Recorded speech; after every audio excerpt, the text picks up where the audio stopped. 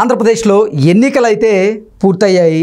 ఎన్నికల పూర్తయిన తరువాత పలు ప్రాంతాల్లో హింసాత్మకమైనటువంటి ఘటనలు చోటు చేసుకున్నాయి. ఈ నేపథ్యంలోనే ఢిల్లీ నుంచి డీజీపీ అలాగే సిఎస్ గారికి పిలుపొచ్చిందని ఆంధ్రప్రదేశ్ డీజీపీ అలాగే సిఎస్ హుటాహుటీన ఢిల్లీకి వెళ్ళి అక్కడ కేంద్ర ఎన్నికల అధికారులతో వారు మాట్లాడబోతున్నారు అంటూ ఒక వార్త సోషల్ మీడియాలో చక్కర్లు కొడుతున్నటువంటి నేపథ్యంలో అసలు ఎన్నికల తరువాత కేంద్ర ఎన్నికల సంఘం సిఎస్ని డీజీపీని ఎందుకు పిలిచింది, ఇప్పుడు హుటాహుటీన సిఎస్ అలాగే డీజీపీ ఢిల్లీకి వెళ్లాల్సిన పరిస్థితి ఎందుకు వచ్చింది అనే అంశాలకు సంబంధించి మనతో మాట్లాడేందుకు ప్రముఖ రాజకీయ విశ్లేషకులు, ప్రముఖ సీనియర్ జర్నలిస్ట్ దుర్గా వడ్లమణి గారు మనతో ఉన్నారు. ఆవిడతో మాట్లాడదాం. దుర్గారు నమస్తే. నమస్తే. దుర్గారు, ఎన్నికలు అయిపోయిన తరువాత ఆంధ్రప్రదేశ్ డీజీపీ అలాగే సిఎస్ గారు హుటాహుటీన ఢిల్లీకి బయలుదేరారు. ఢిల్లీలో కేంద్ర ఎన్నికల సంఘం సిఎస్ గారికి వార్నింగ్ ఇచ్చింది అంటూ కొన్ని వార్తలు ఇప్పుడు సోషల్ మీడియా వేదికగా చక్కర్లు కొడుతూ ఉన్నాయి. ఏంటి అసలు హుటాహుటీన సిఎస్ గారు డీజీపీ గారు ఢిల్లీకి వెళ్లాల్సిన పరిస్థితి ఎందుకు వచ్చింది? వారికి నిజంగా కేంద్ర ఎన్నికల సంఘం అధికారులు వార్నింగ్ ఇచ్చారా? ఆ వార్తల్లో వాస్తవం ఉందా అంటే ఏం చెప్తారు? ఖచ్చితంగా వాస్తవం ఉందండి. చేతులు కాలేక ఆకులు పట్టుకుంటున్నారు ఎవరు? సిఎస్ జవహర్ రెడ్డి. నిన్నటి వరకు అధికార పక్షానికి కొమ్ము కాశాడు. అది సరిపోలేదని ఆయన ఎలక్షన్స్ అయ్యాక కూడా వాళ్ళు జరుగుతున్న పరిణామాల మీద పెద్దగా సీరియస్ కాకపోవటం, ఏ రకమైన చర్యలు తీసుకోకపోవటం, ఇవన్నీ కూడా కేంద్ర ఎన్నికల సంఘం దృష్టికి వెళ్ళాయి. జరుగుతున్న ఈ ఏమంటారు ఘటనలు కావచ్చు, ఇప్పుడు వైసీపీ చేస్తున్న అరాచకాలు కావచ్చు, దాడులు కావచ్చు, ఇలా ఒక్కొక్కటి చూస్తుంటే అసలు ఎలక్షన్ అయిన వెంటనే ఇంకా ఎక్కువైపోయాయి. ఎలక్షన్ టైంలోనూ జరిగాయి ఆ రోజు కూడా. ఆ తర్వాత ఇంకా విపరీతంగా, అంటే ఇప్పుడు ఈ బ్యాలెట్ బాక్స్లు ఏవైతే ఉన్నాయో అవన్నీ ఎక్కడెక్కడ పెడుతున్నారో అక్కడ, ముఖ్యంగా మహిళా విశ్వవిద్యాలయం, పద్మావతి మహిళా విశ్వవిద్యాలయంలో ఒక సెక్యూరిటీ ఆఫీసర్ లేకపోవటం ఏంటండి? అది అరికట్టడానికి వెళ్ళిన వాళ్ళ మీద ఎంత దారుణంగా దాడి చేశారు. ఆయన అసలు నాని చచ్చిపోవాల్సిన వాడు బతికాడంటే గన్మెన్ వల్ల. ఇవన్నీ ఎవరు చేస్తున్నారు? సో ఇవన్నీ కేంద్ర ఎన్నికల సంఘం దృష్టికి వెళ్ళాయి. అసలు ఎన్నికలు అయ్యాక ఎవడికి వాడు కామ్గా ఉంటాడు. ఇప్పుడు జగన్మోహన్ రెడ్డి లాంటి వాళ్ళు ఫారిన్ వెళ్ళిపోతున్నారు. మరి వీళ్ళకేమొచ్చింది? వీళ్ళు గమ్మున కూర్చొని ఉండాలి కదా. ముఖ్యంగా ఇప్పుడు అసలు 14వ తారీఖు వేయాల్సిన డిబిటీలో వేయాల్సిన 14,000 కోట్ల నిధులు వేయలేదు. ఈ పనికి మాలిన పనులు చేస్తున్నారు వాళ్ళు. అంటే ఆ నిధులన్నీ పక్కకు మళ్లించారా మనకు తెలియదు. సో ఇవన్నీ ఇలా ఉంటాయి. ఇప్పుడు దీని మీద ఏం చేశారంటే, ఇప్పుడు కేంద్ర ఎన్నికల సంఘం దీని మీద వివరణ అడిగింది, ఢిల్లీ వచ్చి సమాధానం ఇవ్వమని అడిగింది. అందుకోసం వీళ్ళందరూ కూడా ఒక ఏమంటారు సమావేశం జరుపుకున్నారు. ఎవరెవరు? డీజీపీ, తర్వాత సిఎస్ జవహర్ రెడ్డి, డీజీపీ హరీష్ కుమార్ గుప్తా, తర్వాత చీఫ్ ఇంటెలిజెన్స్ విశ్వజిత్ గారు, వీళ్ళందరూ కూర్చుని అంటే ఏమి ఇవ్వాలి, రేపొద్దున వాళ్ళకి ఏ రకంగా మనం సమాధానం చెప్పాలి, మనం తీసుకున్నట్టు ఇప్పుడు మాచర్లో 144 సెక్షన్ పెట్టారు, ఇట్లా మేము ఎక్కడికక్కడ అరికట్టాము, చర్యలు తీసుకుంటున్నాము అని చెప్పడానికి వీళ్ళు సమావేశం అయ్యి 1 గంటన్నర పైగా చర్చించుకుని దీని మీద ఒక నివేదికని ఇద్దాము, అక్కడికి వెళ్ళి మన ఎక్స్ప్లెనేషన్ ఇద్దామని అనుకున్నారు. అయితే అసలు ఒక సిఎస్ని ఒక డీజీపీని పిలవటం అనేది చాలా, అంటే వీళ్ళకి తలకొట్టేసినంత పని అది.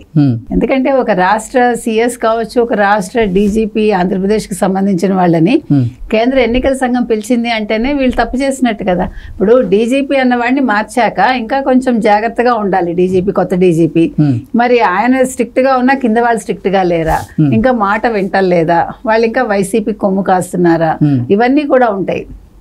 నిన్న నాని విషయంలో కూడా ఆయన క్లియర్గా చెప్పాట కదా, సిఐఓ ఎస్పీని ఎవరో, మీరు జూన్ 4 తర్వాత కానీ నేనేమి వాళ్ళని అరెస్ట్ చేయలేను, వాళ్ళని కొట్టలేను, చెవిరెడ్డి వాళ్ళని, ఎందుకంటే 4వ తారీఖు రిజల్ట్ని బట్టి ఉంటుంది అది కూడా. ఇప్పుడైతే నేనేం చేయలేను, వాళ్ళు నన్ను చంపేస్తారు, నన్ను కొడతారు, నా ఫ్యామిలీని ఇది చేస్తారు అని. అంటే అసలు పరిస్థితి ఎంత ఘోరంగా ఉందండి. చిత్తూరు జిల్లాలో కావచ్చు, తిరుపతిలో కావచ్చు, చిత్తూరులో పెద్దిరెడ్డి హవా, అసలు వాళ్ళు ఎంత ఘోరంగా.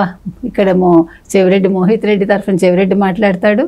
అసలు ఎక్కడ పడితే అక్కడ అసలు హింసాత్మక ఘటనలు ఏంటండి.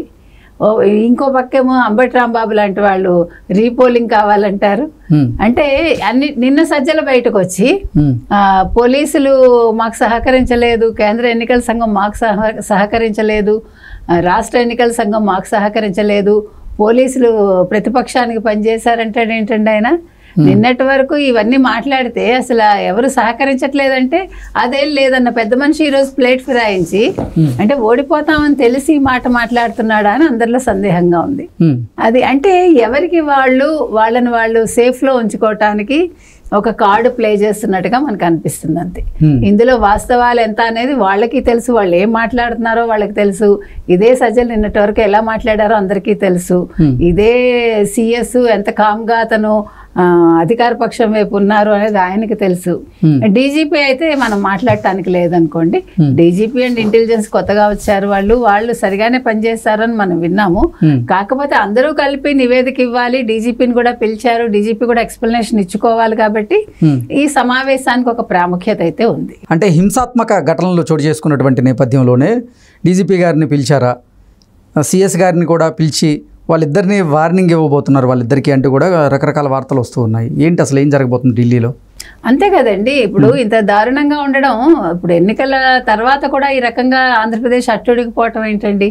ఇది అధికార పక్షం కొమ్ము కాయబట్టే కదా ఇవన్నీ జరుగుతున్నాయి. డెఫినెట్గా వాళ్ళని అందుకే పిలిచారు, వాళ్ళకైతే చివాట్లయితే పడతాయి. అయితే సిఎస్ని మారుస్తారు అనే ఆలోచన అయితే మళ్ళీ వస్తుంది. సిఎస్ని కనీసం ఇప్పటికైనా మార్చాలి, ఇప్పటికైనా మారుస్తారు ఈ ఘటనల నేపథ్యంలో అని కూడా. అంటే రిజల్ట్ వచ్చాక ఒకవేళ కనుక అధికార మార్పిడి జరిగింది అంటే అప్పుడు ఎట్లాగా సిఎస్ మారుతారు కదా? మారుతారు, కానీ ఇంకా 20 రోజులు ఇంకా 15 రోజుల పైనే కదా నడవాలి. ఇప్పుడు ఈలోగా కూడా ఆయన ఇలా నిమ్మక నీరెత్తినట్టుండి నాకేం పట్టినట్టున్నారు అనుకోండి, ఆయన అధికార పక్షం వైపు ఉంటే కష్టం కదా. అధికార పక్షం అంటే అధికార పక్షం అయిపోయినా పోలింగ్ కూడా అయిపోయినా ఇంకా వాళ్ళు అలా ఫీల్ అవుతున్నారు కదండి. ఇప్పుడు జరుగుతున్న ఘటనలన్నీ అలాగే ఉన్నాయి కదా. ఇప్పుడు లేకపోతే ఆయన ఎంత సీరియస్ గా యాక్షన్ తీసుకోవాలి? ఇంకా భ్రమల్లో ఉన్నారు ఆయన.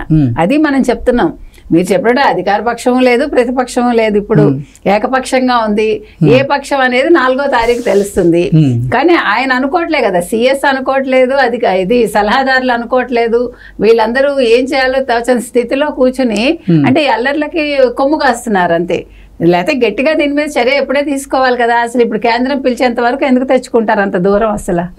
అది అసలు మనకే అవమానం కదండి, వినేవాళ్ళకే అవమానం, ఇంకా పడేవాడికి ఎంత ఉంటుంది అది.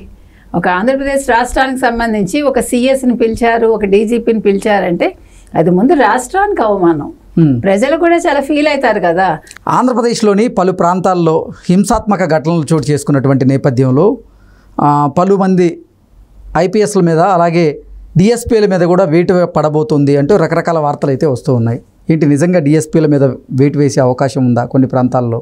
అంటే ఏం చెప్తారు? డిఎస్పీలే కాదండి, కలెక్టర్ల మీద కూడా వేటు పడుతుందని మనకు వార్తలు వచ్చాయి. ఎందుకంటే కొన్ని చోట్ల వాళ్ళు ఏకపక్షంగా వ్యవహరించడం, తర్వాత కొన్ని చోట్ల వాళ్ళు అంటే ఏమి పట్టించుకోకుండా వాళ్ళు ఉండడం, ఇట్లా చాలా జరిగాయి. సో ఇది ఎక్కువ శాతం అధికార పక్షం వైపు ఉండడం వల్ల ఇవన్నీ వచ్చాయని కూడా ఒక వాదన వినిపిస్తోంది. కాబట్టి ఏది ఏమైనప్పటికీ సిఎస్ని మార్చచ్చు, డిఎస్పీలను మార్చచ్చు, కలెక్టర్లు మార్చచ్చు, చాలా మార్పులు అయితే వస్తాయి. అంటే 4వ తారీఖు వరకు ఇంకా వేచి చూస్తుందా కేంద్ర ఎన్నికల సంఘం?